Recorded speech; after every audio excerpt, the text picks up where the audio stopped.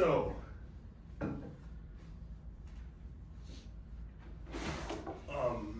today we're going to be talking about low fidelity wireframes and low fidelity prototyping. But first I want to kind of go over a little bit of housekeeping. So on our canvas, you will see, I can scroll up there, underneath class resources, you're gonna see a thing called participant email addresses.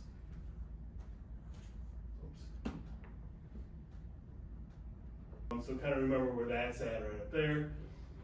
Let's talk about low fidelity websites, and this is also on our Canvas page if you want to follow along on your computer.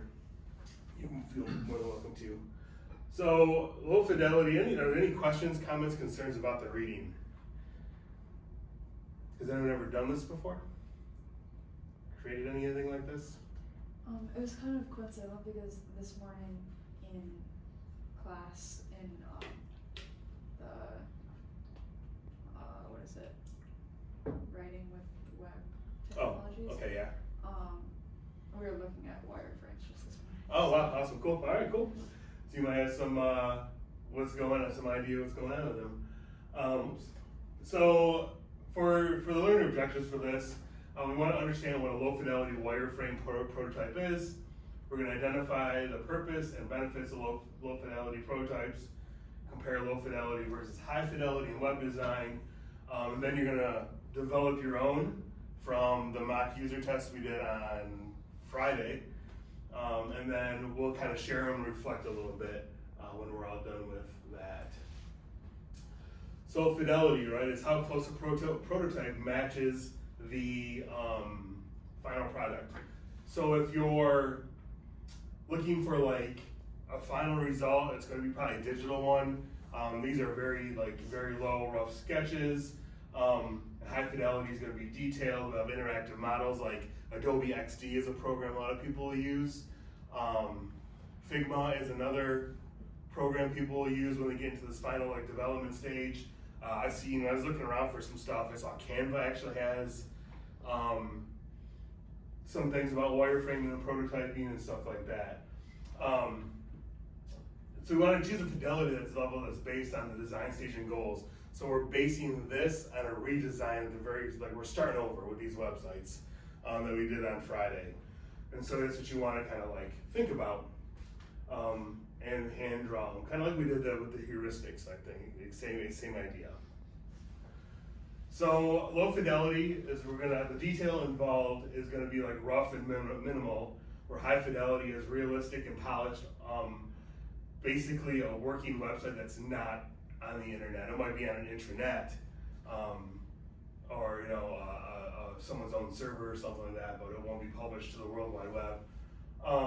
Interactivity is minimal, where the high fidelity is full navigation, everything works on it, or supposed to work, and how it's supposed to work. The purpose, right, we're going to explore structure in these low fidelities, right? So when we look at some examples, you'll see real boxy buttons, grids, maybe X's with images are going to be at, stuff like that. High fidelity is going to be the final design. And then for time and cost, because we all get into the business world, that's going to matter to a lot of people, right? Low fidelity is going to be the cheapest way we go. It's paper and pen and markers and stuff. Where high fidelity is time intensive, but also it's going to cost a little bit more money for those programs, especially if they're have Adobe XD or something like that, where they're testing them and paying a subscription fee. The focus for low fidelity is usability and layout. And then high is going to be branding and visuals. That's where your images are going to come in, your logos are going to come in, things like that. Any questions on this so far? So here's kind of just kind of a mock-up here, right? So we start with the low, and then you work up to a mock-up, and then a prototype, but it actually works.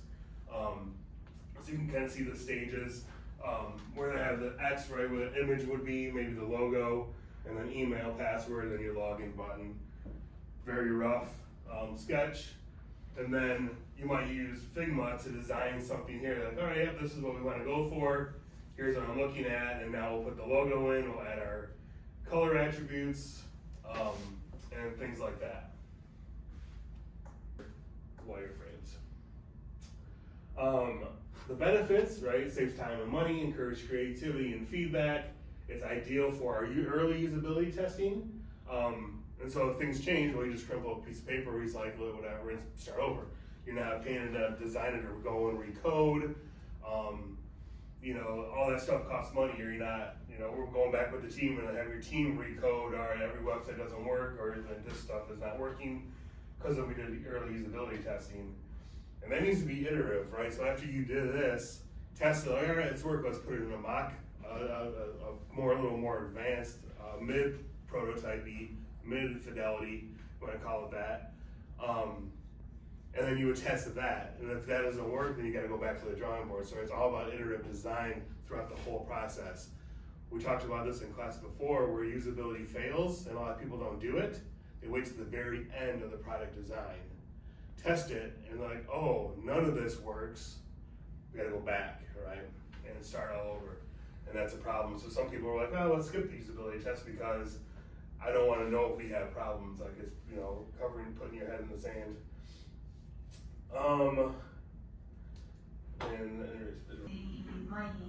Like, even though these websites we've already know don't really look the greatest, like you want to ask those types of questions. So like tonight, start looking at those websites and maybe start taking notes a little bit. Nye and Sarah, would you guys find difficult or challenging about this? There were a few tabs that you can't reach Okay. without searching it. And when we're using the website, you don't want to be doing that. Like, you have to be finding it, like Eliana mentioned, how your eye goes to the thing that you're trying to locate. Yeah. You don't want to waste time trying to search it up just because it doesn't pop up on the actual. Yeah, so the hierarchy of information, like those call out, like I think the website with call to action buttons all over the place would be great instead of drop down menus. I like call to action buttons, just personal preference. But let's see what y'all did. Okay. So, kind of this is just MTU's homepage, Okay. which we didn't change anything about that. Okay. It's pretty satisfactory. Yep. Oh, It's not in order. I got it. Okay. This is the next one. So, that's the drop down. We didn't really change anything about this one. No, either. drop down menu, and we're trying to find enterprise. So Yeah. Okay. so you click on enterprise. And then this is where the changes come in. So when you get on this, all you see is this picture, and something I hadn't super registered but realized after was that I felt a little bit lost just going, like, appearing on that screen with just this big old picture. I'm like, okay, what do I do now? Where do I go? So we're thinking about this tab that comes below once you scroll down, just Okay. putting it over the bottom of the picture, because Okay. there's nothing going on in the bottom. Yeah. So, because we're like, okay, we know that we need to locate for students, but where is this? And then you would find it if you went down. But Okay. just having that kind of on the bottom of that picture, Yeah. maybe even having like some sort of emblem of an arrow pointing down, because there's nothing like scroll down. That's where Yeah. the information is. Yeah. And then once you get to for students, you get here. So this is down here, Okay. but it's next to all this information, and it's in smaller text than anything here. Okay. And what we needed was to have a focus Up on there. this, Okay. to look at it. Yeah. And this picture was taking over this whole thing. Gotcha. So we figured, put it on the side here as a sidebar, and like that information hierarchy. Mm-hmm. Yeah, it would be right here instead of like getting lost in all of Yes, this. for sure. Yeah. And then, what did we have? No, we didn't have anything after that. Yeah. Yeah. And then everything after that was all right as well. Nice. So. Yeah, the only thing I would suggest is like make sure you write on all those buttons what they're for. Like if it was about home, instead of just leaving them blank. That's the only improvement. I've done a nice job on that. Yeah. All right, what'd y'all do over here? We try to make an easier way to the financial aid office page. Okay. Because if you go to underwriting, write calculator, but you can't choose every calculator, so. Cool, nice job. I'm saying that word a little bit too much. Nice work, everybody, on that. Any final thoughts, questions, anything on low fidelity prototyping? I'd like to have a whole class where we could do like where they did tab and like Yeah. do a whole thing. It was kind of confusing though. But it would be a cool activity, right? Yeah.